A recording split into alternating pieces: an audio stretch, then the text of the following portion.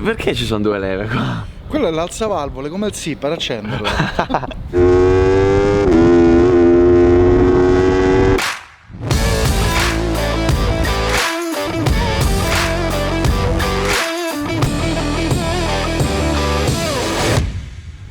Come avrete visto dallo scorso video di Valle Lunga in cui Gianluca dei Pistard mi ha invitato a girare qui, non ho provato solo l'R6 di The Bike, ma ho provato anche una moto un po' più speciale, ovvero l'Aprilia che vedete qui, del buon Gabro.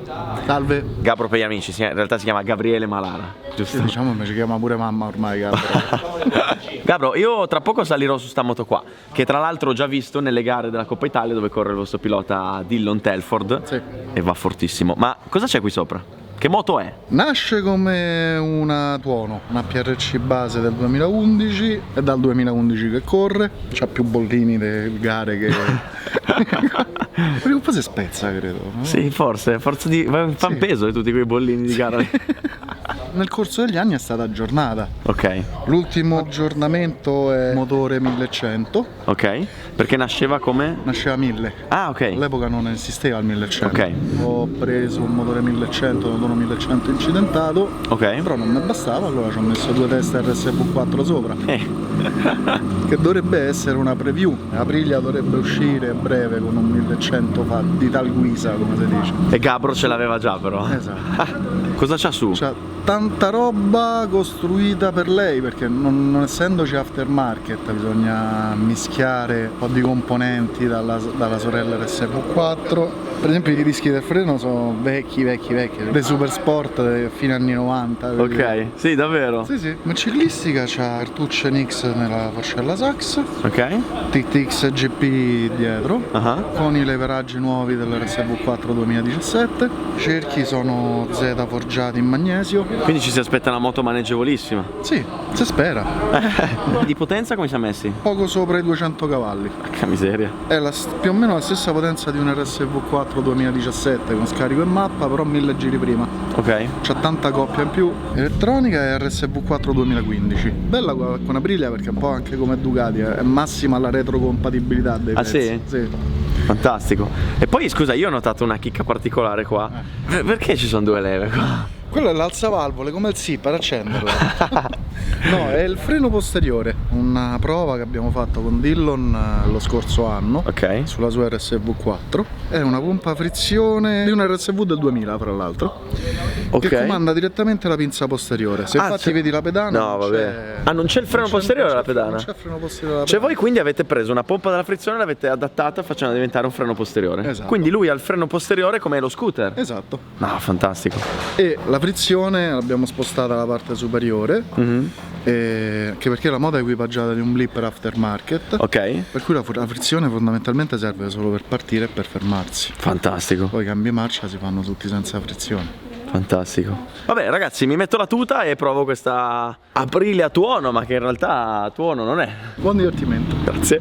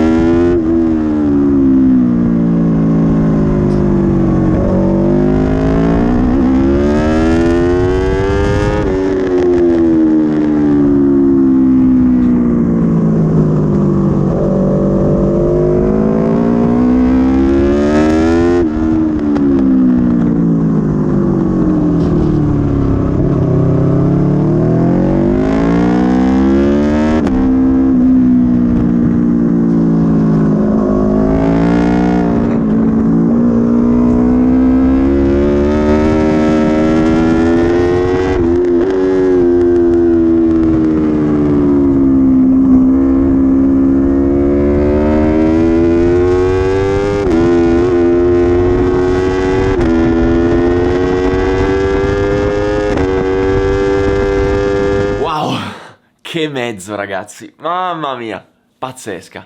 Partiamo col dire che non avevo mai guidato una naked in pista, questa era la mia prima volta. E la differenza maggiore rispetto all'R1 sta nella sensazione di guida. La ciclistica di questa moto, unita ai cerchi in magnesio che sono molto leggeri e unita anche al manubrio alto, ti dà una grande sensazione di maneggevolezza e agilità. La moto ti sembra molto leggera, che è la caratteristica un po' delle naked, oltre ad avere una posizione di guida davvero molto comoda. Infatti, se notate, nei trofei amatoriali, molti dei piloti che corrono con le moto naked sono dei gentleman rider, ovvero persone che hanno già una certa età. Questo perché, specialmente per chi ha problemi di schiena, la posizione di guida di una naked è molto più comoda e rilassata rispetto a una super sportiva, quindi fondamentalmente fa meno male alla schiena.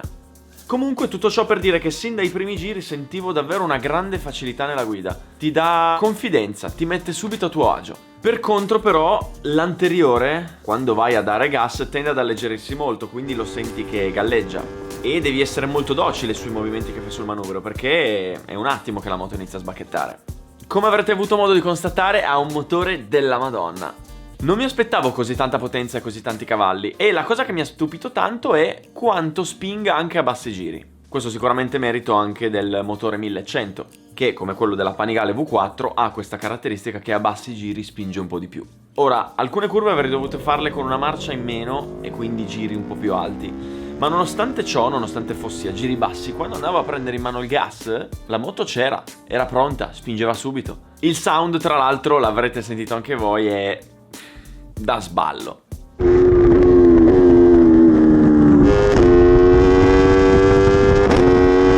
Ora, essendo una naked, praticamente non ha le carene, quindi quando sei sul rettilineo e ti rannicchi e ti chiudi giù in carena, senti comunque tanta aria che ti arriva addosso. E questo è il motivo per cui è molto consigliabile utilizzare i tappi per le orecchie, perché quando sei 260 e ti arriva l'aria sul casco, dopo qualche giro inizi a sbarellare. Un'altra cosa che mi è piaciuta tantissimo è il freno posteriore sul manubrio. È davvero utilissimo. Perché? Perché ci sono fasi della guida, come ad esempio le curve a destra, dove sei tutto in piega, sei sdraiato, hai il piede in punta sulla pedana e non riesci a spostarlo per andare a schiacciare il freno, perché sei giù in piega. Avendolo al manubrio invece ci riesci, perché insomma sei lì, hai le dita che non fanno niente, ti basta allungare 2 ditina e tac, freno. Ora, questa è una soluzione che usano parecchi piloti, solo che anziché averlo a leva così ce l'hanno a pollice. Io ce l'ho a pollice, quindi lo uso abbastanza il Mugello con l'R1. Ora vi chiederete perché, se è così comodo, non lo usano tutti? Perché ci sono alcuni campionati che da regolamento non lo consentono. Ad esempio quei campionati in cui le modifiche consentite alla moto sono pochissime perché deve essere molto simile a quella di serie, ecco lì ad esempio non puoi utilizzarlo, dato che di serie non esiste. Ecco, purtroppo io il freno posteriore non lo uso mai. Devo ancora imparare e imparerò presto, perché è davvero utilissimo in staccata, in percorrenza, in uscita di curva. Oggi, col fatto che era facile da usare perché era lì, ti bastava allungare 2 dita, ho iniziato a utilizzarlo e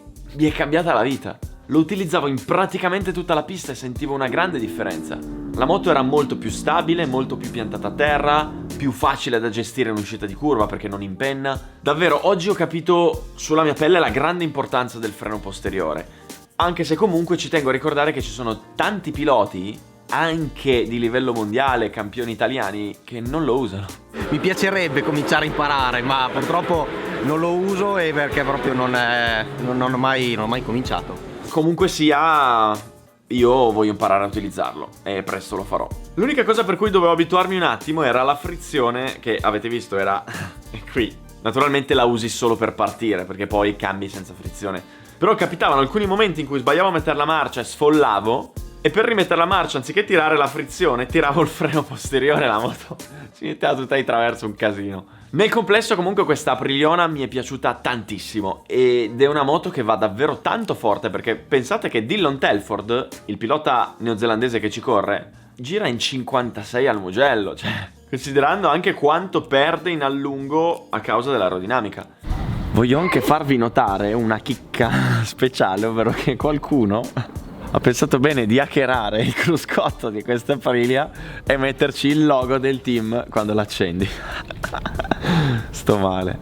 Davvero un matto Gabro, e il numero 1. Io ci tengo immensamente a ringraziare Gabro per avermi dato la possibilità di provare questa moto bellissima, e gli rinnovo anche i complimenti per questo gioiellino che ha creato.